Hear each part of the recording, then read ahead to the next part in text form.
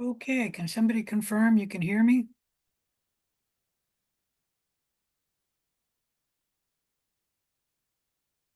I can hear you. Thank you.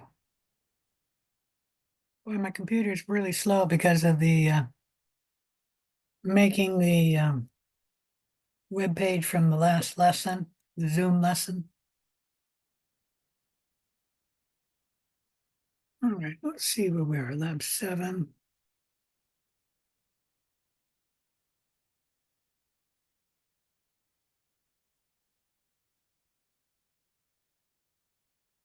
Hopefully I got both of them. Let me share my screen. Oop, that's not gonna work.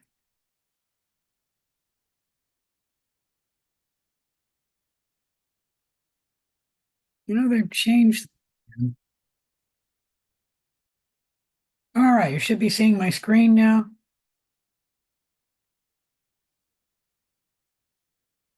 Today is May 9th. Here we go. And we should be doing lab 7, throat and urine cultures. That's a mistake. Actually, you can't work on your unknown work yet, although in a sense you are. And that is, I told you, you started the gelatin hydrolysis test last Tuesday, but there's nothing for you to do on the unknown project. Not until I send you the information, which hopefully I'll send this coming Tuesday. All right, any questions about what we're doing? If not, I think I'm gonna close that down because my computer's a little slow and overworked at the moment. Lab 7, throat and urine cultures. There is some reading to do like normal in the lab. Just a page on nose, throat, and mouth, normal microbiota. There's some information on the beta hemolytic streptococci. You can see that at the end of this lab module. Also some information on Haemophilus at the end of this lab module. There's a page on the oxidase test, and then a page on the catalase test. And then there's some information about coagulase production, also at the end of this lab module. So there's really only about 3 pages to read out of your textbook for this lab. There is some video clips in this lab. The learning objectives for this lab: first, be able to explain how to properly collect throat and urine specimens for routine culture in a lab. List some common bacterial pathogens. I guess that's 2. List some common bacterial pathogens isolated from the throat, as well as from urine cultures. 3, know the culture media used to cultivate these pathogens.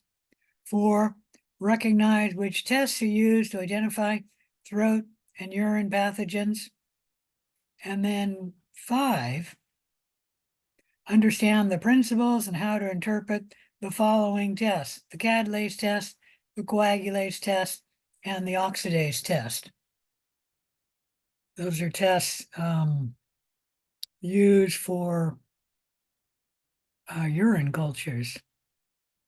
I don't think they're used for throat cultures. Oh, that's not true. A throat culture could use the coagulase test. And we are going to talk about the XV factor testing, but you don't need to know it for any quiz or anything. Oops, too far.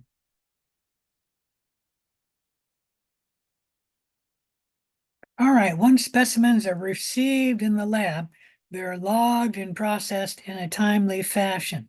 Specific culture media are inoculated and incubated, depending on what the appropriate growth environment is for the specimen, meaning you have different media for throat and urine specimens. Below is an overview of the culture media used to cultivate common bacterial pathogens isolated from throat and urine specimens. In the throat cultures, we mostly use blood agar. But occasionally, or whenever you have a small child or an infant, we also use chocolate agar. Streptococcus pyogenes is a bacteria that will not grow on a general purpose media, but it will grow on blood agar. And that's one reason why we use blood agar. Streptococcus pyogenes, if you don't know, is the common or the most common bacterial pathogen isolated from the throat cultures. But in small children and infants, you can also isolate Haemophilus influenzae. And it will not grow on blood agar, but it will grow on chocolate agar. For a urine specimen, we typically use two media, blood agar and either McConkey's agar or EMB agar. I'll mention it now. We use blood agar because, first of all, it's going to allow a fastidious organism to grow. And then gram positives and gram negatives will grow on blood agar. But most urine pathogens, meaning most pathogens that cause problems that would be in the urine, tend to be gram negative. Oh, good. My computer will now speed up. And that's because the file is finished making from the Zoom session from our lecture. Most urine pathogens tend to be gram negatives. And so we also use a second plate, a McConkey's agar or an EMB, as well as blood agar, to grow specifically gram negatives and only gram negatives. Some common pathogens isolated from the urine include Streptococcus and Enterococcus and Staphylococcus.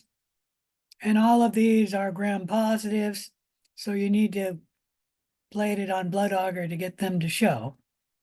But you also get Enterobacteriaceae, especially E. coli. E. coli is the number one pathogen isolated from a urine specimen. And then Pseudomonas, and the Enterobacteriaceae and Pseudomonaceae they will grow on McConkey's and EMB. And so this will select for their growth. Any question about any of that?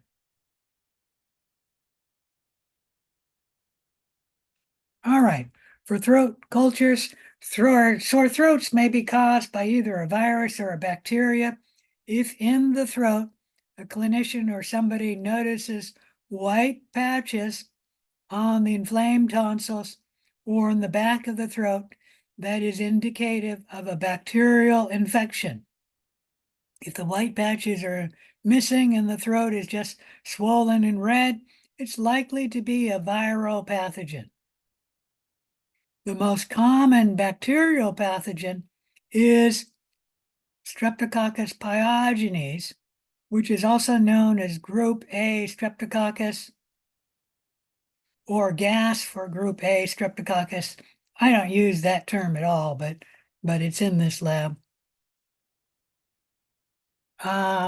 This is the scientific name for the bacteria that causes strep throat. In the 1930s and 40s, I don't remember, there was a scientist who started studying antigens of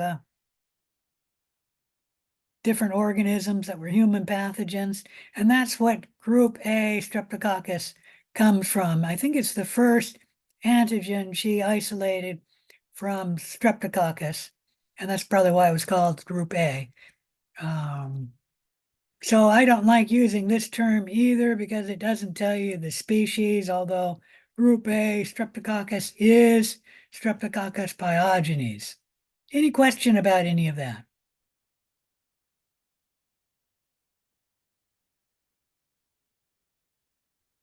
Strep throat can be diagnosed and several ways, but the most common way is to swab the back of the throat and or the tonsils right there.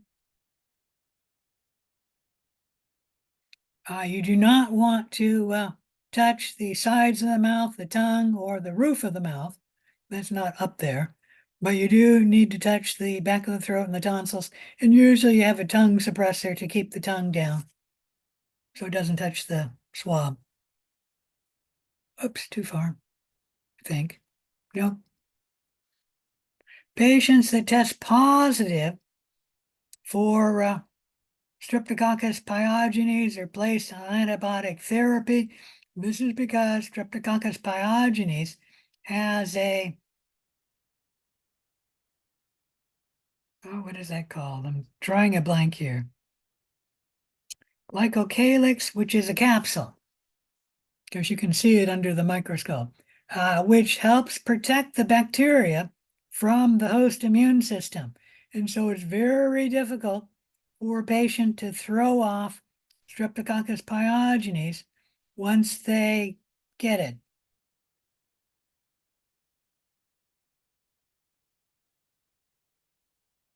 Since Streptococcus pyogenes or gas or group A Streptococcus is fastidious, you need to grow it on blood agar to get the culture to grow. That's simply a tryptic soy agar supplemented with 5% Shapes red blood cells. And the red blood cell supplies the needs for Streptococcus pyogenes to grow. You then examine the plate for any small colonies with a clear zone of inhibition around them. It's not really a zone of inhibition, a clear hemolytic zone around them where the blood is completely lysed. And that would be likely Streptococcus pyogenes. But there are some other bacteria, including other streptococci, which can perform beta hemolysis. So once you get beta hemolysis, you only need 2 biochemical tests required to definitively identify the bacteria as being Streptococcus pyogenes. The 2 tests are catalase and basotrace and susceptibility. So let me state that if you have beta hemolysis on a blood agar, you only need 2 tests to show that that beta hemolytic bacteria is indeed Streptococcus pyogenes. And that's catalase and basotrace and sensitivity. So there's, let me blow this up really, really big. There's a plate not showing beta hemolysis. That one has no hemolysis. In this region here, we have alpha hemolysis, which is most apparent. Let me blow that up even a little further. About right there. It's most apparent right there. There's the bacteria, and you'll notice some darkening around it. That's alpha hemolysis. And right here, the white dot in the center there and there and there is the colony of bacteria. And then this clear or white region around it is beta hemolysis, where the red blood cells have been totally lysed. And you can notice the dark ring around it. And I mentioned in the lab that normally you see alpha hemolysis ringing the beta hemolysis. Although it's not very apparent there, but it's apparent everywhere else, including right there. Any question about any of that? So once you see beta hemolysis, you then only need 2 tests to show that that is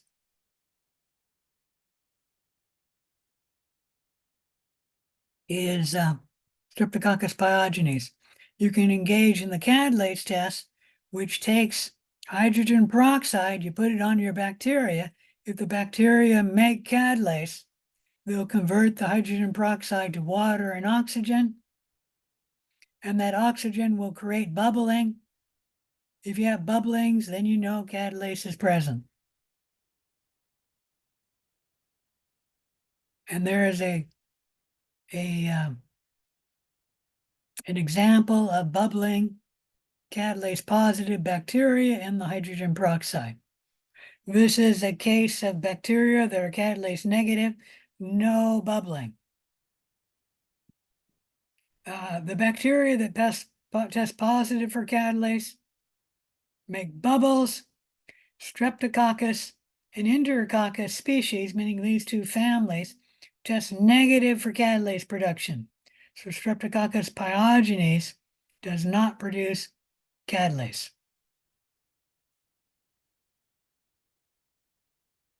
You then take the bacteria, streak it on the plate in this region here, put a disc on it that contains the antibiotic bacitracin, allow the bacteria to grow. If you have a zone of inhibition around the disc, an area with no growth of the bacteria around the disc, this is sensitive to bacitracin. Streptococcus pyogenes is sensitive to bacitracin. If, on the other hand, you note that the bacteria are resistant to the bacitracin, then it's not Streptococcus pyogenes, and it's some other member of Streptococcus or some other beta hemolytic bacteria. It is not Streptococcus pyogenes. Any question about any of that?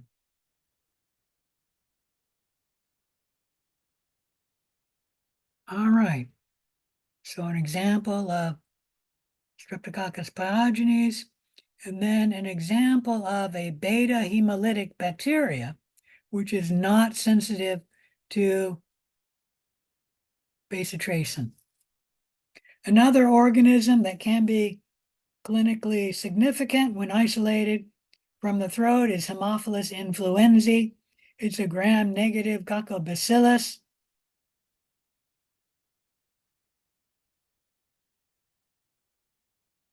It is one of the most common causes of ear, eye, and sinus infections in babies and in young children.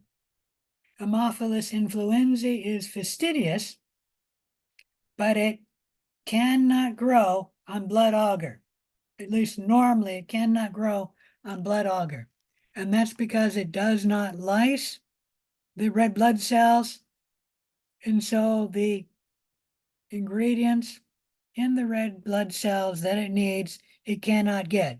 And so it will not grow on blood agar. However, if you grow it on chocolate agar, the blood cells have been lysed in chocolate agar.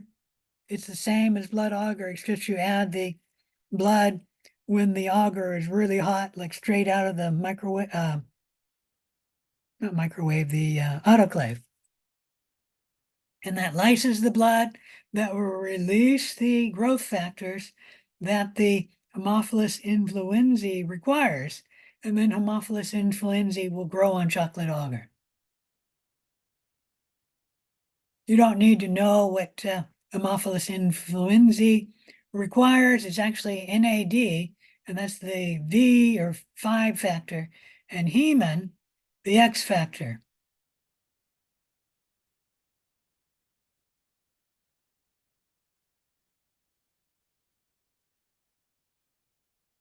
All right. So children, especially small children, infants, should include growth of the bacteria on blood agar as well as chocolate agar. Here you can see Haemophilus influenzae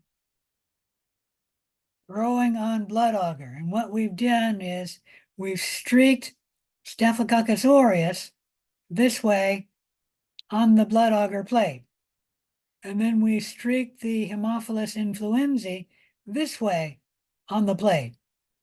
You'll note the Haemophilus influenzae can only grow in the region around Staphylococcus aureus. It does not grow up here. and maybe down there. I don't know if they streak down there, but definitely they can see the streak marks here. It doesn't grow there. It's only growing around Staphylococcus aureus. And that's because Staphylococcus aureus is lysing the red blood cells. And therefore, Haemophilus influenzae can grow near Staphylococcus aureus, but it does not grow further away.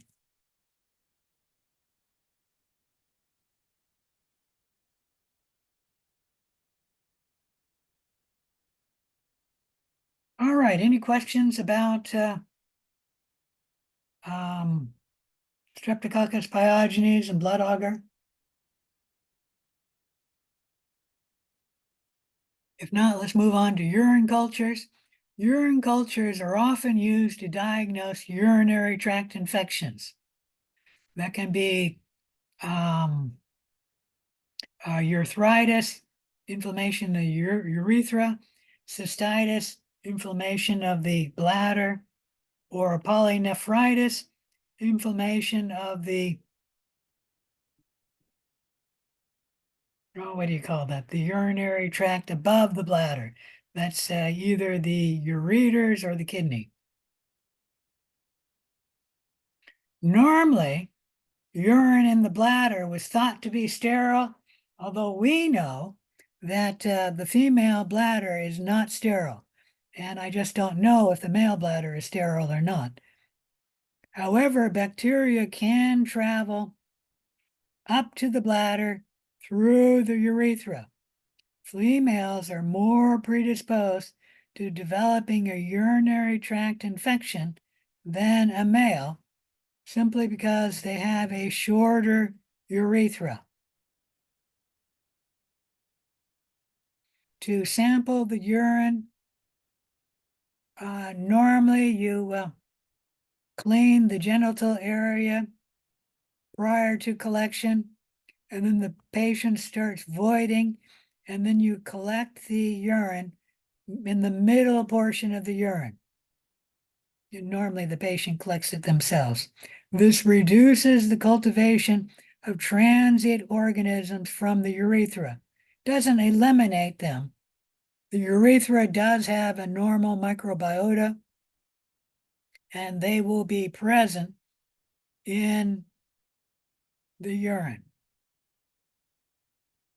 You can also obtain urine from catheterization, where you insert a catheter up into the bladder, shown here, and then sample the urine from the catheter. However, the catheter goes through the urethra, and that may insert bacteria from the urethra into the urine obtained from the catheter. So the catheter still has the problem of contamination of bacteria from the urethra, although it's less. It's not really that much less. It's better, but it's not that much better. I guess that's the way to say it. You can also sample urine directly by a suprapubic aspiration, and that's puncture the abdominal wall with the needle. You obviously clean that area first with swab it with alcohol, and then puncture it, and then puncture the bladder, and then sample the urine directly. That's the best way to get a urine sample. But as you can imagine, patients aren't going to really like that procedure. Testing the specimen that's received in the microbiological lab, 0.001 millimeters, that's 1 microliter of urine, is placed onto a non-selective media, such as blood agar, using a special inoculation loop that measures 1 microliter or 0.001 milliliters. There it is there. You just put that in the urine and then swab that on the blood agar plate and look at the growth. And then you swab the blood agar plate and grow it also on a McConkey's or an E&B plate to get microbes that only are gram-negative. So BAP will grow fastidious organisms, gram-positives and gram-negatives. McConkey's will only, and or E&B, will only grow gram-negative organisms. Any question about any of that? And we grow it on McConkey's or E&B plates to only get gram-negatives, since E. coli is the most common isolated from the urine. But other members of the family, which we call Enterobacteriaceae, which are coliforms, may be isolated as well. And the most common pathogens are clearly the Enterobacteriaceae, because the most common is E. coli, which is almost 50%. I think it's like 40 or 46%, something like that, of urinary tract infections in the United States are caused by E. coli. So almost half, a little less than half. And if you put all of the gram-negatives there, it's probably 75% or 80% of them are gram-negatives. The interpretation of the urine cultures is multifaceted. Factors that need to be considered are the type of collection. Was the urine obtained from a clean catch voided versus a catheterized or a suprapubic aspiration? You need to consider the gender of the patient, male or female. I'm not sure why, but females on the clean catch method tend to have more bacteria in the urine specimen than males. From the urethra, the number of colonies per mil of the urine in the presence of polymicrobial growth. If multiple organisms are isolated, it may indicate poor collection technique.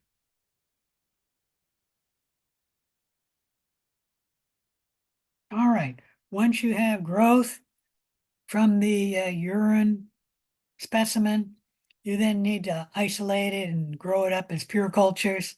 You then run some different tests. One of the tests you can run is the coagulase test. This test is looking for the production of the enzyme coagulase. This enzyme is used to differentiate Staphylococcus aureus from other members of the staphylococcal family. The other members of the staphylococcal family are coagulase negative. Staphylococcus aureus is coagulase positive. Coagulase production can be responsible for some of the pathogenicity of Staphylococcus aureus.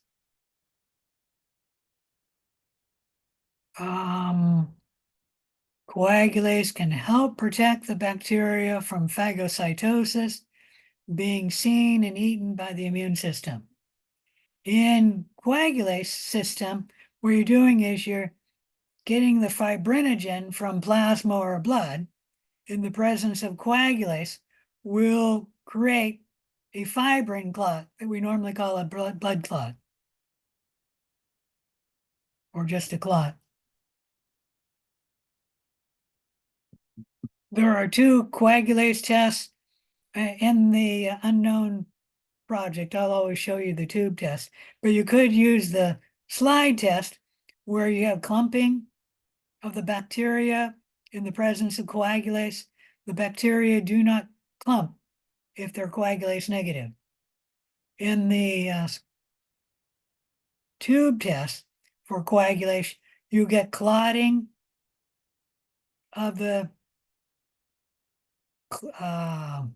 plasma, And if it's coagulase positive, if it's coagulase negative, there will be no clot of the plasma.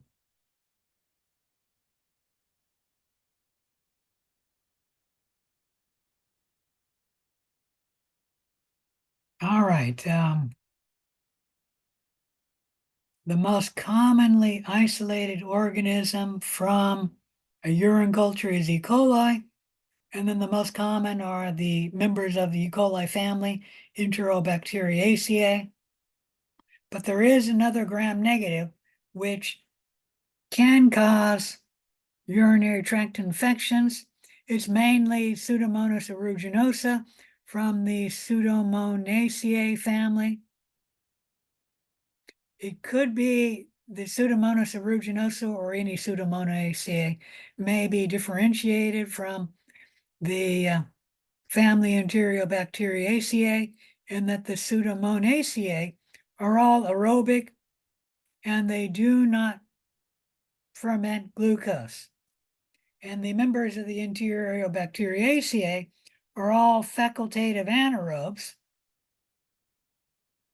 and they all ferment the sugar glucose. But there's another difference between all of the members of Pseudomonaceae and Enterobacteriaceae, which is easier to test for. And so usually we use this test to separate out the Pseudomonaceae from the family Enterobacteriaceae.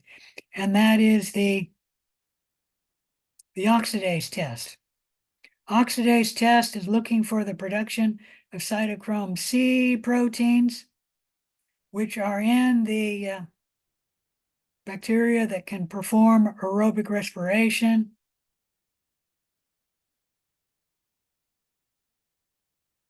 So that the Pseudomonaceae, like Pseudomonaceae aeruginosa, is oxidase positive. It'll be a dark blue or purple color. We put the sample right there and the reagents right there. And in this region here, we're not seeing dark blue. That's because it is oxidase negative. So Pseudomonaceae is they're all oxidase positive.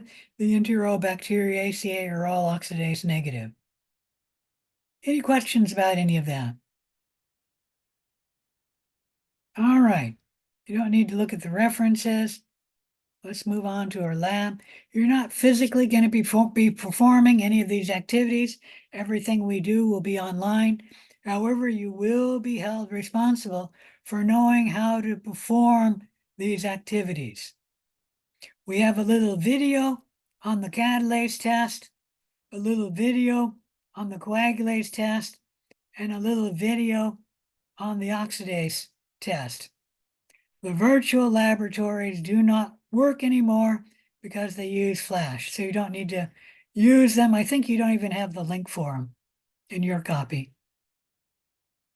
And then answer the questions that are on the worksheet. Let me remind you, only answer the questions on the worksheet and only submit the worksheet. I thought I opened that.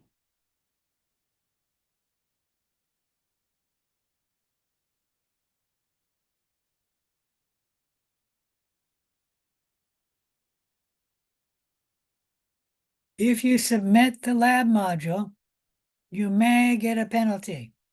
Several of you last lab, or the last lab I graded, which I think was last lab, submitted the lab module. If everybody does that, you will fill up my Canvas page and you will no longer be able to submit assignments. So only submit the lab worksheet, the lab worksheet. Do not submit the lab module. So identify the principles used to detect the presence of catalase, coagulase, and oxidase. So the first 3 questions, actually 4 questions, are looking at these enzymes. 1, which enzyme converts fibrinogen into fibrin? And that's 1A. 1B is name a microbe that tests positive for this enzyme. 2, which enzyme detects the presence of cytochrome C proteins in the electron transport system? And that's 2A. 2B is name 2 microbes that test positive for this enzyme. 3A, which enzyme hydrolyzes hydrogen peroxide into the non-toxic products water and oxygen? And then 3B, name 2 microbes that test negative for this enzyme. 4, which rapid test is used to differentiate between the following? A, 4A, Staphylococcus and Streptococcus. 4B, Staphylococcus aureus and other members of Staphylococcus species. And then 4C, Enterobacteriaceae from Pseudomonaceae. 5, concerning specimen collection for routine throat culture, what areas of the throat should be swabbed? 5B, what areas of the mouth should be avoided? 6, what is the most common cause of bacterial throat infections? And you have to state a bacterial cause and name the species. 7, what test is used by microbiologists to differentiate between beta hemolytic group A Streptococcus from other beta hemolytic streptococcal species isolated in throat cultures? 8, answer the following concerning a child's throat culture. State the 2 non-selective agar plates that are inoculated. So 8A1 and 8A2. And then 8B, what organisms can be isolated on CAP, but not on BAP? CAP being chocolate agar, BAP being blood agar. 8C, you do not need to answer. That's why it's crossed out. 9, list 3 methods that are used to collect urine for routine culture. 10, list 3 reasons why urine specimens should be rejected for culture. 11, how much urine is placed onto the surface of a blood agar plate for culture. 12, what is the most common bacteria isolated from patients with a bladder infection? And then 13, you need to identify the Gram reaction, that's the Gram stain, and the cell morphology, the shape of these bacteria.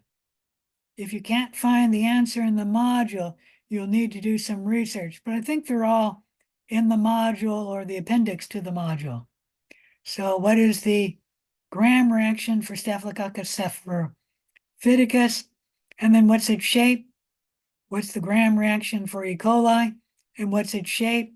What's the Gram reaction for Pseudomonas aeruginosa? And its shape? 13D for Streptococcus pyogenes and 13E for Haemophilus influenzae. Any questions? If not, I'll be here until 8 o'clock to answer any of your questions and help you. Or until the last student logs out. All right, get started on the lab.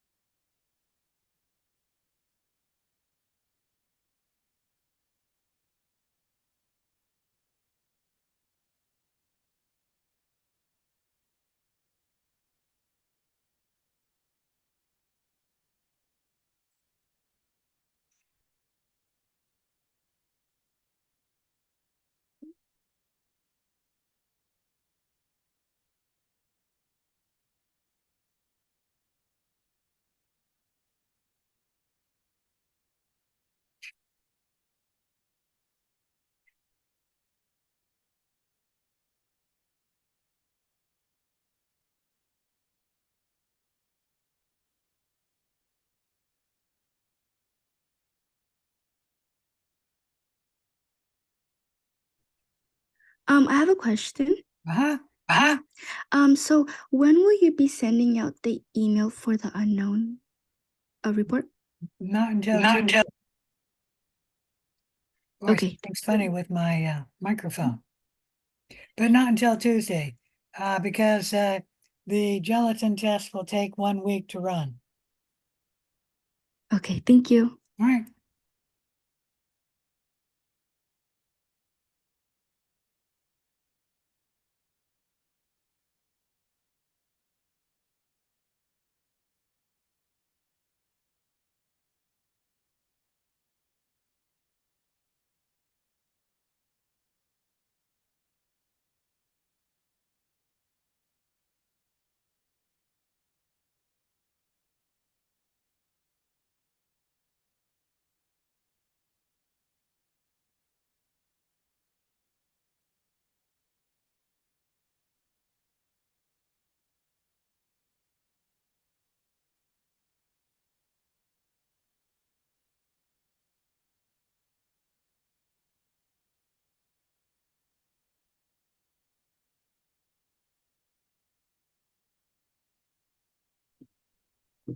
Dr. Felpe, Uh-huh.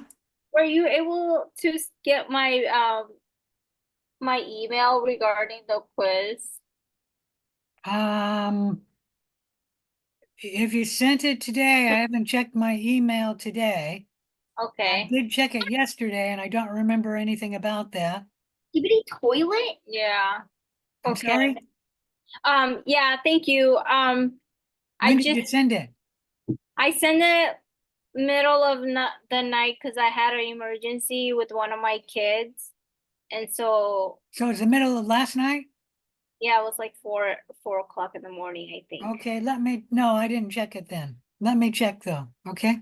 See that I Yeah. got it. If it's not possible, then I totally understand, but I just wanted to ask anyways. I didn't even notice that it's funny, my Canvas page isn't even showing me that I got new emails, but let me go to the email thing. And now it's showing me actually I got two new emails. Yeah, it was just regarding the quiz yesterday. One of my kid went into the ER, so I panicked and then I totally forgot about the quiz, but I know that it closes at 11 at Uh-huh. 12 midnight. So Uh-huh. I wasn't sure if I was able to retake it or not. If not, I mean, I totally understand it's my fault. Well, obviously I expect you to go to the emergency room with your child, so I will allow it. And just make sure you always request within 2 days, because after 2 days, the answers show. And in which case, once the answers show, you cannot ever redo the quiz. But Yeah. I'll extend it. Do you think you can finish it by tonight? Yeah, if you're able to open it right now, I'm able to do it right now. I know because like I came back at 4 and then I was like, Realized you missed it. Okay. yeah. Yeah. So if I could take it, I could take it right now. I feel like All right. Let me get to it. Is it quiz 2C? it's the quiz 3 one, the one that we 3C. have. Yeah, Quiz from 3C. yesterday. Okay.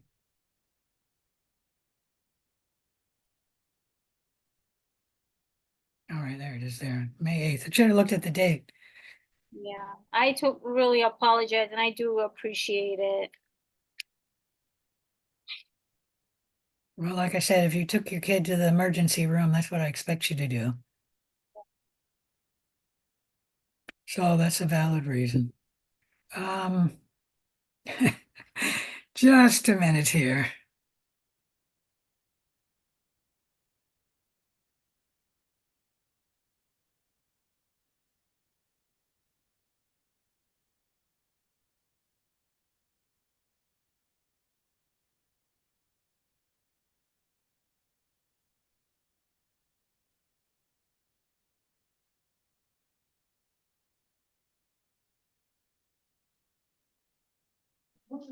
Hi, Professor. When you have a second, can you answer Can a you question just, that I have? yeah, Let me finish this and then I'll get to you, okay? Thank you. Working on something.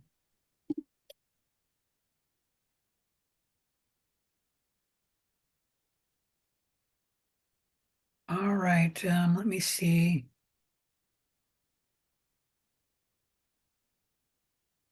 Is it Lucette? Yes, correct. Okay.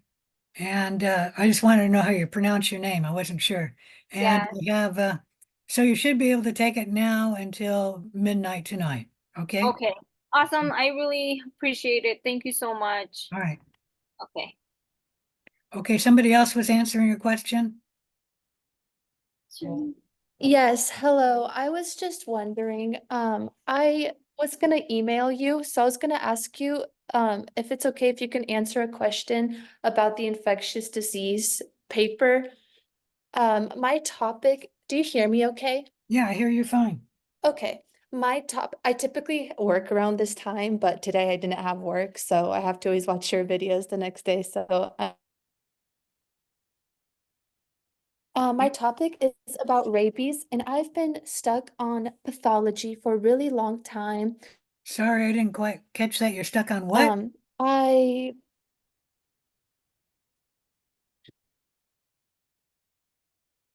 a pathology. I'm still not hearing that word. It didn't come through. It's like describe the path. Is it Pathology. hard to? Yes, Yeah, yes. you're coming in and out for some reason. I don't know why. Probably I have terrible connection. Do you hear me okay now? Now you're fine. Okay, yeah, so my rabies topic, I am stuck on writing pathology. I've read through so many articles, like the WHO, CDC, NIH, and all of it is so incredibly minimal for rabies that I can't even answer the questions in depth, and I feel extremely stuck. I was wondering if it was okay if I could find a documentary or like a video or something where I can be more educated because there's just not a lot about rabies. Um, well, obviously, it's very rare. It's only maybe 10 people, nah, probably even less than 10 people in the United States in a year Yes, get it. 7 But I cases. would think they would have information about, what are you saying, pathology? Correct. Yes, I can even I you can even look it up. It's just the information is so minimal and I really want to reach the page count, of course. Uh, And it's genuinely interesting, but I'm just scared that I won't even reach the page count because I don't even know why the information is so minimal. Um, I I'm just so confused. I've read so many articles and they don't really say much. It's so interesting.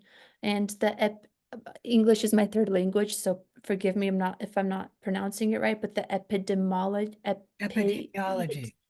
epidemiology, Uh-huh. it was also hard for me to research because it's just, I guess, rabies. Has anyone written about rabies before? Yes, Yes? students have written about rabies. Yes. That's so interesting. I wonder where they have gotten their articles because I'm just really struggling to get in-depth articles. They just all are so minimal. Okay. Have you tried Wikipedia? Don't use Absolutely not. Wikipedia. Don't use Wikipedia as your reference source, but you can get general information out of Wikipedia. I'm just, You can just go to I'm any always encyclopedia if you want to get a reference source.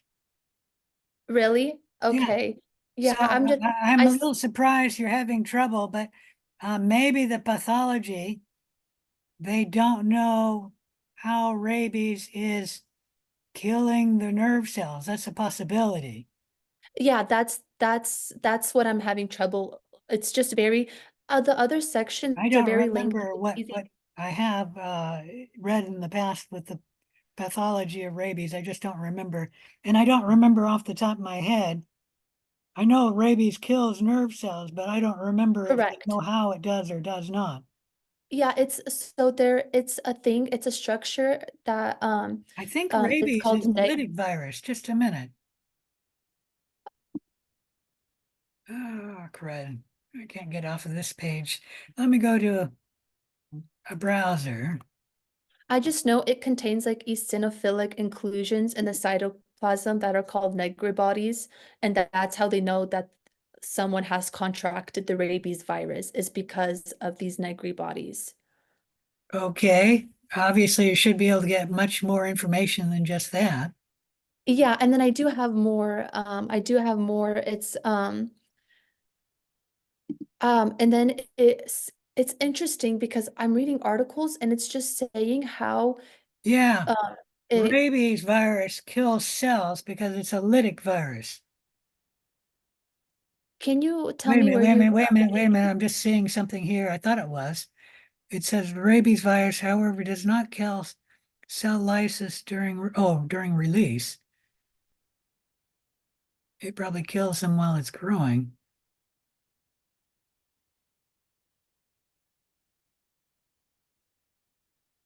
Oh, this isn't really a page, it's a quiz question.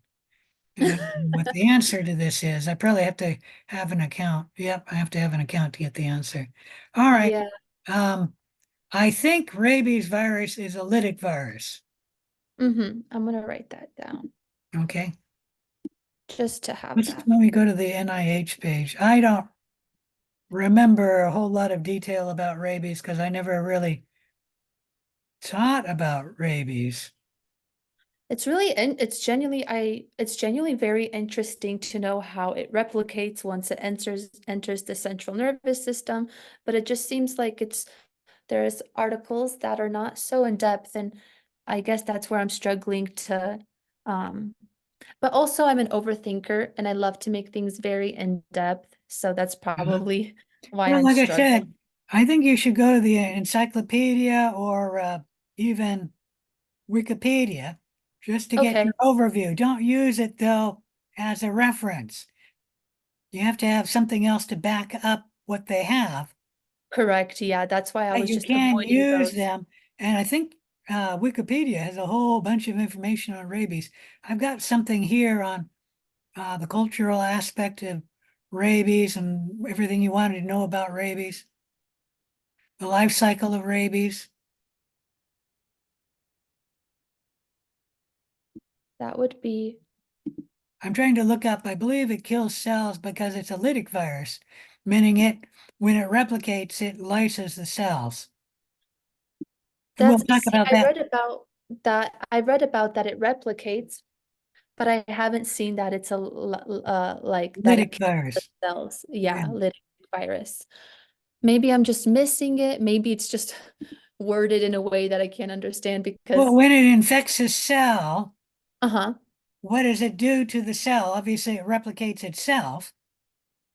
Yes, it Okay. replicates itself. And How then does it kill the cell? Do you that's know where that? I haven't read anything. I've just read so far from everything, all the information that I've found is that it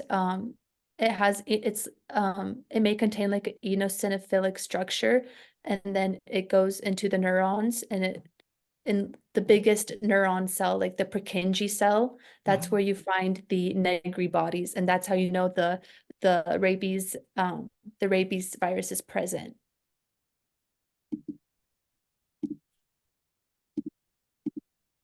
Well, I believe once it has replicated in the cell, and it probably makes many replication Yes. viruses in the cell, I think it lyses the cell. That's so interesting. Am I just Well, not this is reading? interesting right here. The lack Uh-huh. of apparent damage to neurons is especially compelling to current researchers. How does rabies infection kill the host without inducing spread neuronal death?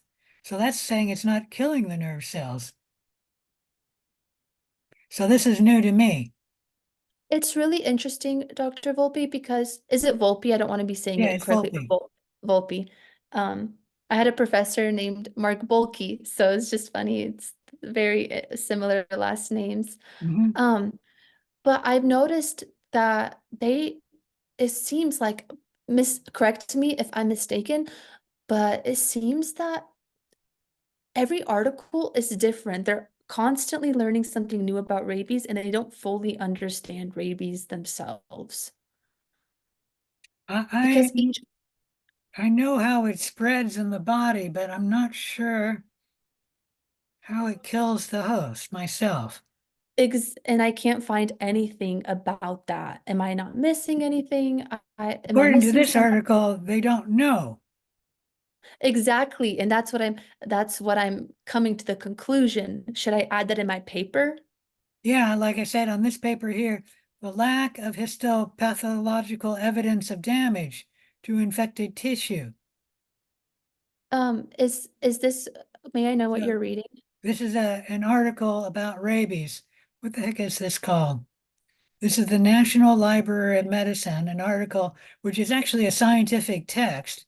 It's not a article intended for the general public. Everything you always wanted to know about rabies virus, but were afraid to ask. But it's published in the Annual Review of Virology. That's a journal. 2015, volume 2, page 451. Uh-huh. Okay, so according to that, Mm-hmm. it doesn't seem to make obvious damage to the host cell. Let me see that Wikipedia confirms that. Okay. Yeah, I just noticed that some articles state different things too, which is very confusing for me. I don't like when everything seems to be different because my brain just starts to overcomplicate everything. Uh-huh. It's All right. super interesting though. I'm really enjoying this assignment. Well, it looks like they don't really know what's going on in rabies. Yeah, exactly. And that's what It I does keep reading through. cause encephalitis in humans, Mm-hmm. Eosinophilic structures. and the fear of water. Encephalitis is, I think, inflammation of the brain, which I know it does do that. And it says that the cells multiply in the muscles, which is so interesting, which Didn't know that. causes paralysis.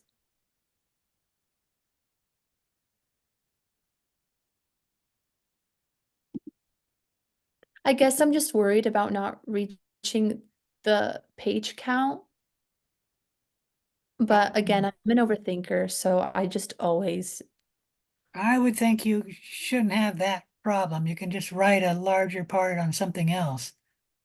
that's true. Yeah, that's Let me absolutely true.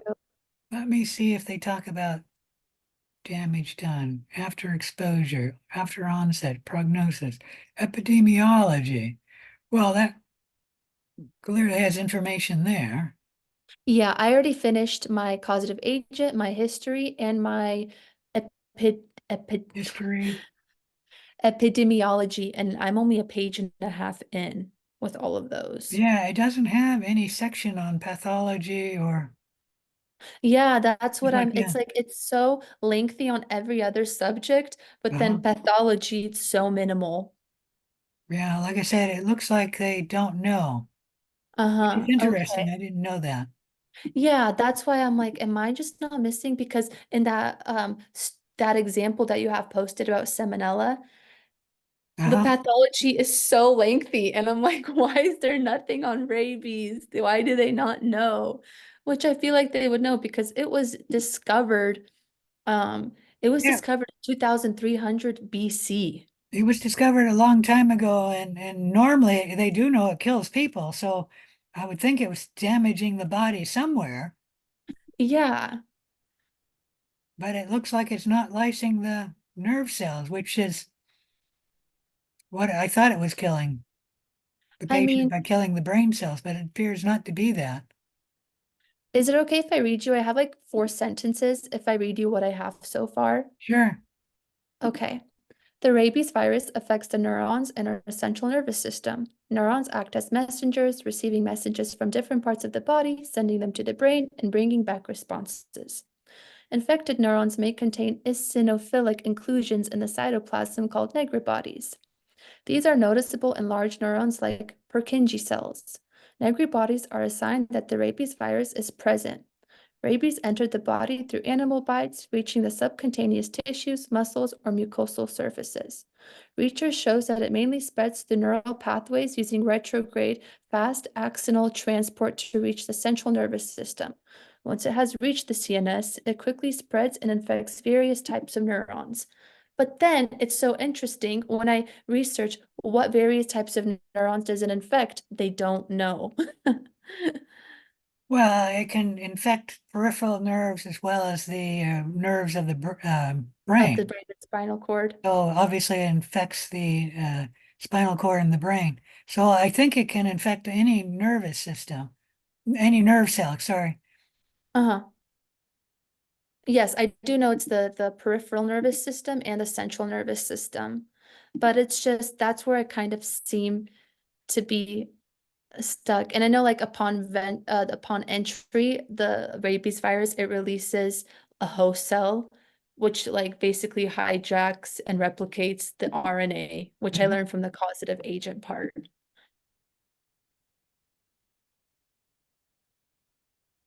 They have signs and symptoms, but I don't think they have Much pathology. much pathology. Yes. There's the cause. That's why I'm so curious. Other students who wrote it, I wonder what they wrote under pathology, because that's the biggest struggle that I'm seeming to write. I don't seem to find a lot of information on that. Uh-huh.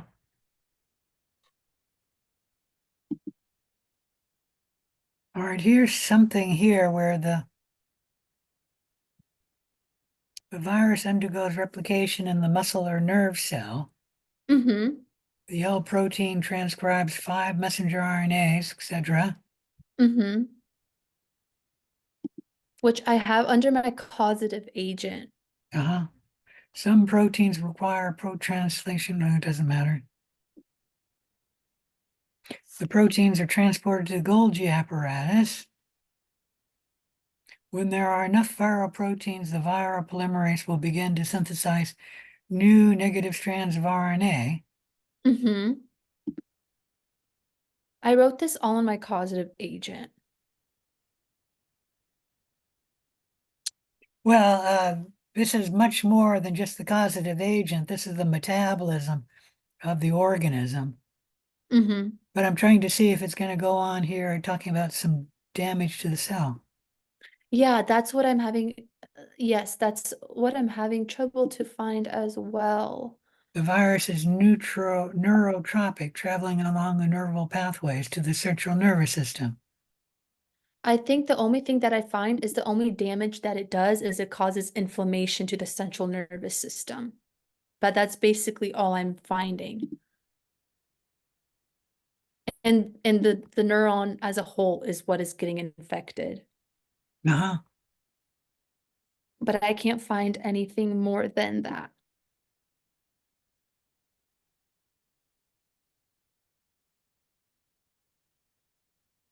After the brain is infected, the virus travels centrifugally to the peripheral and autonomic nervous systems. So the virus is going everywhere. I didn't know that. Yeah, And in it animals, goes it to will travel to the salivary glands where it can be readily transmitted to the next host. In humans, it doesn't do that. that's another thing I wanted to ask.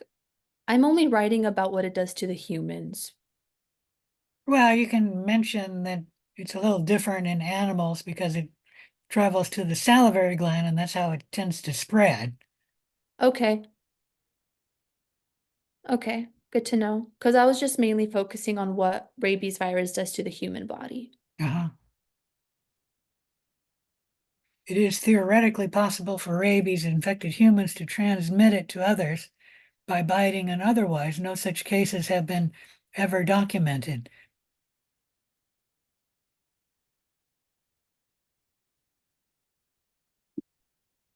It's actually really sad because in rural populations or places that are really poor, many Uh-huh. people die from rabies there. But here in America, the cases are so rare. But in other countries where they're really poor and uneducated, Uh-huh. they really suffer from rabies. It's actually sad.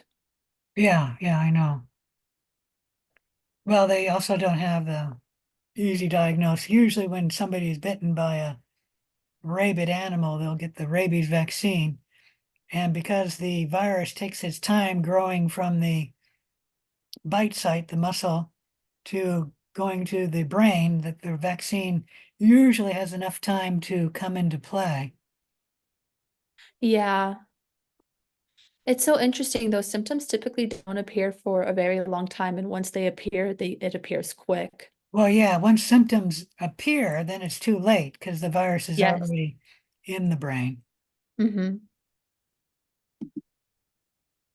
Now, there's prevention in history, but that's not going to tell us about.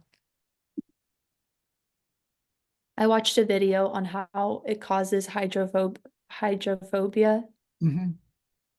It's so interesting. I just can't believe it.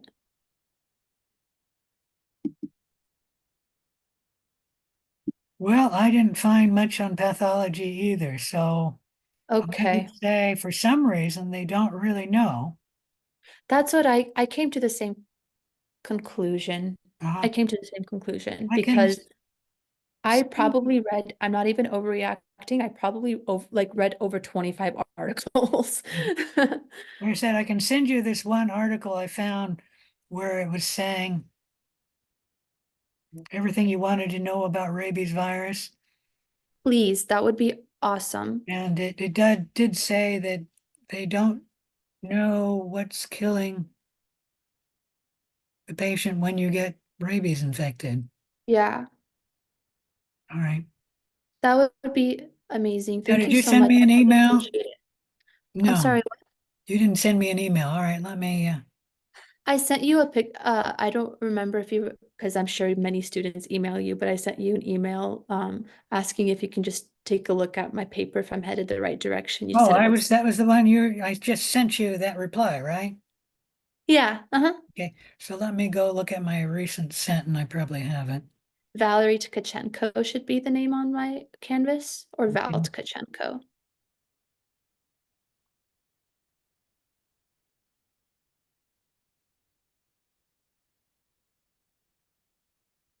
I'm not finding you. Let me look here. Do you want me to send you a quick email saying like hello or I something? can find you, Valerie.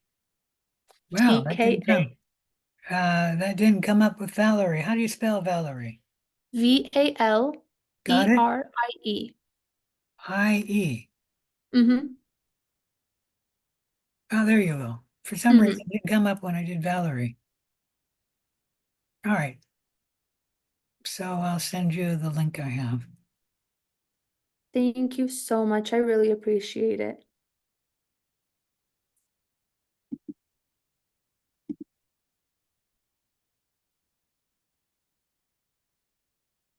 But it looks like there isn't much known about pathology. Uh-huh. Okay. I'm so happy you came to that conclusion too, because I was going crazy. I'm like, am I not doing something right? How come I cannot find anything? Uh-huh. So that Yeah, makes me like I feel said, it's better. news to me. I thought rabies was a lytic virus and was killing patients because it was lysing their brain cells, but apparently it Yeah. doesn't lyse the cells, which is interesting. I don't know how the virus leaves the cell if it's not doing it by lysis. And then I can't find anything on this either, which is so hard.